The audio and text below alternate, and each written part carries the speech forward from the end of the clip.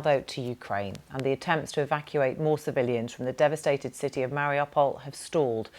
Ukrainian officials say Russia has ended a ceasefire and it's now blocking humanitarian corridors. Hundreds of women and children are still trapped in bunkers beneath the city's huge Azovstal steelworks.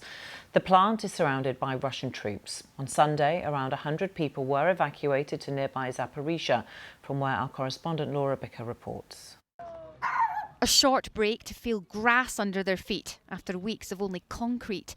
The survivors from Mariupol are allowed a break in their long-awaited journey away from the front line. For a month we were eating, over 40 of us, 6 food tins. We boiled 2 buckets of soup out of them, and that was it for the whole day.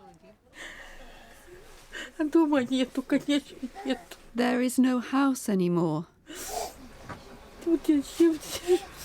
Of course there isn't.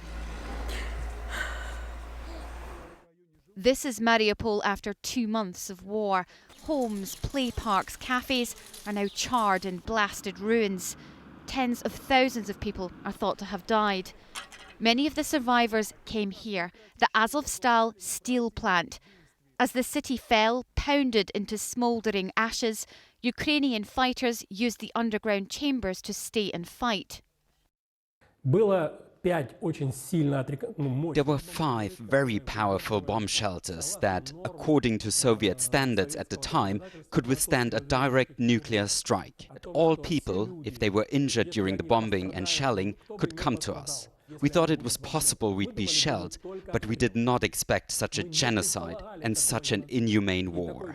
For weeks, women and children lived in these maze-like tunnels. They used them as a refuge. Appeals to get them out of the plant were ignored until now. Yesterday, for the first time in more than 60 days, they clambered out of their dark refuge and were led through the rubble out of what many had described as hell. This is where they will come. Others have made it out of Mariupol today after scrambling for parts to rebuild their wrecked car. Daniel was living on a tugboat. We were bringing food from the tugboat. The Russians have been assaulting the port for 10 days and we've been sheltering. We couldn't even raise our heads. It was scary to be there. After days of terror and chaos, there is help. But the lives and city each one of these people once knew is now gone. Mariupol officials told us that Russia bombed the steel plant not long after the civilians left. It's not clear what the hold-up is getting them here, but it is hoped they'll be here in Ukrainian territory tomorrow. Meanwhile, talks to get out the remaining several hundred people in that steel plant, including, we understand, 20 children, are continuing. But those negotiations are proving difficult. Bicker, BBC News, Zaporizhzhia.